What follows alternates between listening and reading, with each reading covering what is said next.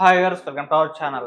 Kakinada port ద్వారా అక్రమ రవాణా జరుగుతుందని దీన్ని రెడ్ హ్యాండెడ్‌గా పవన్ కళ్యాణ్ గారు పట్టుకున్న ఆ వీడియోలు, విజువల్స్ అన్నీ కూడా సోషల్ మీడియాలో వైరల్ అవుతున్నాయి. అసలు ఏంటి ఈ అక్రమ రవాణా? ఎవరు చేస్తున్నారు? మరి అక్కడ పవన్ కళ్యాణ్ గారు ఆ స్థానిక ఎమ్మెల్యే పైన కూడా కాస్త ఘాటుగా మాట్లాడడం, ఆ వీడియోలు కూడా వైరల్ అయిపోతున్నాయి. సో, ఇప్పుడు ఇదే అంశం మీద డిస్కస్ చేయడానికి ప్రెజెంట్ మనతో పాటు జయదేవ్ గారు సీనియర్ జర్నలిస్ట్ ఉన్నారు. వారితో ఒకసారి డిస్కస్ చేద్దాం. నమస్కారం సార్.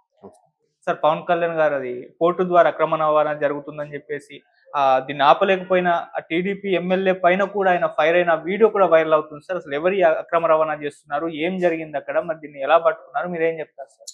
ఫైర్ అయ్యారు అనే కన్నా ఏంటండి, మీరే కదా బాధ్యత తీసుకోవాలి కదా. చిరాకుగా అది ఫైర్ అవ్వడం కాదు. అంటే ఏం అడుగుతాం, మీరు చిన్నవాళ్ళేం కాదు అని. అంటే ఇప్పుడు ఆయన స్థానికంగా ఉండే టీడీపీ ఎమ్మెల్యే కానీ ఏం చేస్తారు? ఇప్పుడు ఆయన వెళ్ళి కాపలా కాయలేడుగా. ఎవరైతే స్థానికంగా ఉండే కక్కుర్తి ఎదవలు ఉంటారో వాళ్ళు ఈ పనికి పూనుకుని ఉంటారు. అది కాకుండా ఇవాళ బయటకు వచ్చిందంటే మరి గత 5 ఏళ్ళకి ఏం జరిగిందో, గత 5 ఏళ్లలో ఎన్నిసార్లు వెళ్ళిపోయిందో, ఎక్కడెక్కడ డ్రగ్సే వచ్చాయా? ఏదో అదేదో ఉక్రెయినో, లేదంటే దాన్ని ఏమంటారు రష్యానో, ఏవో అక్కడ నుంచి ఆ ఇంటర్పోల్ వాళ్ళు ఇన్ఫర్మేషన్ ఇస్తే కదా ఇక్కడ విశాఖలో పట్టుకున్నారంట. ఇక్కడ పట్టుకున్న వాళ్ళది ఏం లేదు. అంటే ఇక్కడ ఎవరు హ్యాండ్ ఉంది? ఎవరు దాన్ని వెనకుండా నడిపించారు?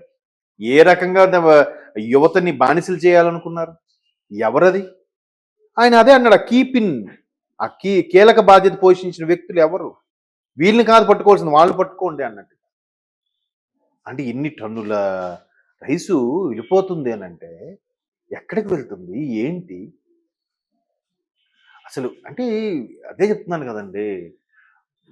సింగపూర్లోనో ఎక్కడో అంట చాలామంది భారతదేశం గొప్పది కదా అంటారు కదా. సింగపూర్, మలేషియా సరిగ్గా గుర్తులేదు. బట్ ఆ కంట్రీలో వాళ్ళు చాలామంది భారతీయుడు అంటే మాత్రం నమ్మరంట. ఎందుకు నమ్మరనంటే ప్రపంచంలో అన్ని దేశాలు కూడా తిప్పికొట్టాయి. వాళ్ళ కింద బానిసలుగా పనిచేయడానికి ఎవరు ఇష్టపడలేదు బ్రిటిష్ వాళ్ళ కిందకి. ఒక్క మీ దేశంలోనూ మాత్రం 150 ఏళ్ళు పరిపాలించారు. అది కాకుండా వాళ్ళకి తొత్తులుగా మీ వాళ్ళే పనిచేశారు. సో మీకు ఎథిక్స్ ఉండవు, మీకు ఎవరు డబ్బులు ఇస్తే వాడితోనే ఇదవుతారు అన్నట్టుగా వాళ్ళు అలా బిహేవ్ చేస్తారంట. మొన్న ఒక పెద్ద ఆయన, ఏదో పేరు గుర్తులేదు, ఇంటర్వ్యూ చెప్తున్నాను. అచ్చా అవునా, నేను ఇంతవరకు విశ్వగురువుగా భారతదేశం ఎక్కడికి వెళ్ళినా, ప్రపంచ నలుమూలకి ఎక్కడ వెళ్ళినా భారతదేశం గర్వంగా చెప్పగలను అనుకున్నాను. కానీ అంటే ఇక్కడ నేను ఈ ఎగ్జాంపుల్ ఎందుకు చెప్పానంటే, ఎంత ఎదవన్ బూతులు వస్తున్నాయి కానీ ఎంత ఇదిగా నీచంగా ఉన్నా కూడా ఇంకా వాడికి కూడా ఇంకా జెండా పట్టుకొని జై కొట్టే వాళ్ళు ఉన్నారు. అంటే దానివల్ల ఎంత మూలాల్లోకి వెళ్తే ఎంత భయంకరమైన దారుణం జరుగుతుందో చెప్పలే. ఇప్పుడు పవన్ కళ్యాణ్ గారు అక్కడ ఆవేదన వ్యక్తం చేసింది ఏంటంటే, ఇలా అక్రమంగా వెళ్ళిపోతుందంటే, ఎగుమతి అవుతుందంటే రేపు పొద్దున అక్రమంగా దిగుమతి కూడా ఈజీ అయిపోతుందిగా. ఒక్క దిగుమతే కాదు, అక్రమంగా ఏ దొంగ ఎదవలు చొరబడుతున్నారో దేశంలోకి. ఒకప్పుడు మరి కసబ్గాడు ఎక్కడ ఎలా చొరబడ్డాడండి? ఇట్లా మన స్థానికంగా ఉండే కొంతమంది వెధవులు సపోర్ట్ చేయబట్టే కదా అంత ఈజీగా రాగలిగాడు. అంత బేభత్సం విధ్వంసం సృష్టించాడు.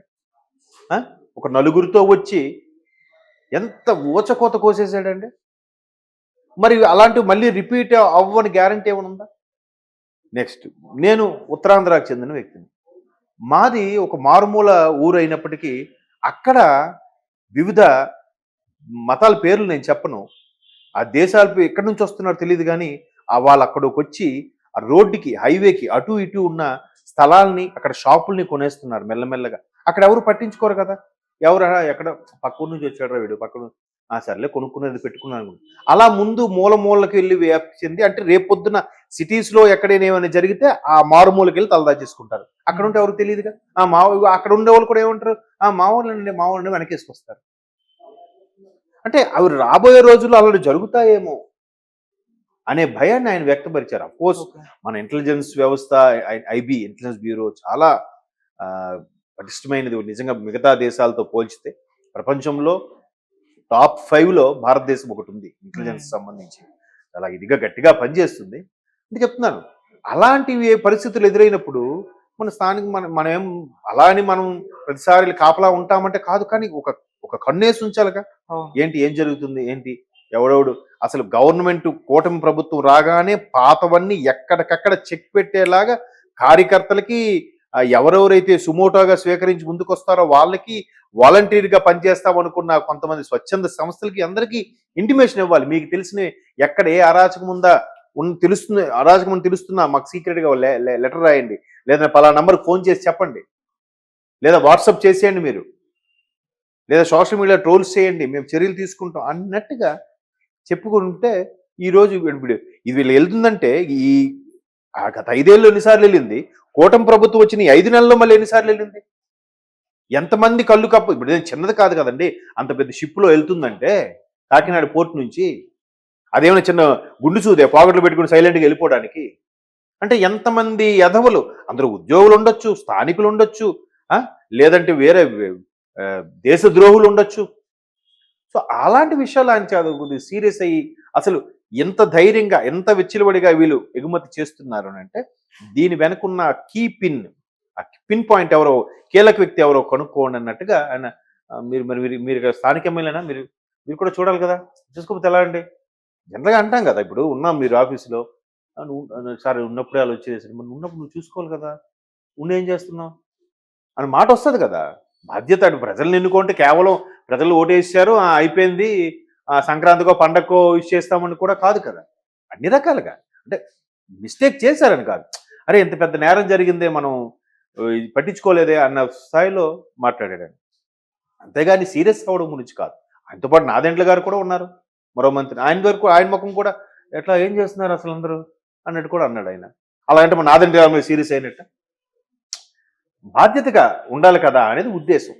కాకపోతే ఇది నిజంగా డీప్గా ఆలోచిస్తే ఎంత పెద్ద మిస్టేక్ జరిగిపోయిందో ఆల్రెడీ. ఇప్పుడు సింగం అనే సినిమా ఉంటుంది సూర్యాది, మీరు చూసారండి. అది క్యాజువల్గా ఉంటుంది, ఒకడికి పడదు అన్నట్టు ఉంటుంది. కానీ ఆ వేరే దేశాల నుంచి, సౌత్ ఆఫ్రికా లాంటి కంట్రీస్ నుంచి వేరే ఎవడొచ్చేసి డ్రగ్స్ ఫేస్ చేసేస్తుంటారు కదా, జరుగుతున్నాయి. జరిగినవే తీశారు వాళ్ళు, తెలియదు మనకి ఎవడు ఎలాగా ఏ విషయానికి. మనిషి ఎక్కడో ఒక్క దగ్గర లొంగిపోతాడండి.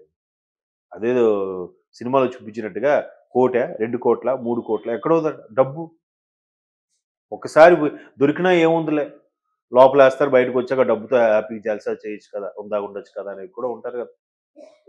అంటే మనిషి యొక్క ఆలోచన విధానాలు దిగజారిపోయిన క్రమంలో ఇట్లాంటివి కొద్దిగా సీరియస్గా తీసుకోవాలి, నిఘా పెంచాలి, లేదా ప్రజలను కూడా అంత భాగస్వామ్యం చేయాలి. మీరు పలానా నెంబర్కి మీరు మీ నెంబర్ సీక్రెట్గా ఉంచబడుతుంది, లేదా పలానా దానికి లెటర్ రాసి ఒక బాక్స్, కంప్లైంట్ బాక్స్ లెటర్ పడేయండి, పలానా దగ్గర అవకతవక జరుగుతుంది, పలానా దగ్గర మిస్యూజ్ అవుతుంది. ఇప్పటికప్పుడు చర్యలు. ఇప్పుడు లోకేష్ గారు అదే చేస్తున్నారుగా, ఆయనకి ఎవరు పోస్ట్ చేసినా, ఏం ట్వీట్ చేసినా, ఎవరు ఇన్ఫర్మేషన్ ఇచ్చినా వాళ్ళ సమస్యలు తెలుసుకొని పలానా ఐఐటి అబ్బాయికి ర్యాంక్ వచ్చింది, చదువుకోవడం డబ్బులు లేవు, 1,40,000 ఇచ్చాడు. ఒకడు దుబాయ్లో ఎవరో గొర్రెలు కాసుకుని ఇబ్బంది పడుతున్నాడు, వాడిని రప్పించాడు. మరొకరు ఎవరో ఎయిర్పోర్ట్లో ఉండిపోయారు, పాస్పోర్ట్ ఒక డీసీ వాళ్ళకి మాట్లాడి వాళ్ళు నిడిపించాడు. ఇలాగ ప్రతిదీ ఇప్పుడు ఏమంటున్నారు, అందరినీ లోకేష్ బాబుని కలవాలనే పలవరిస్తున్నారు.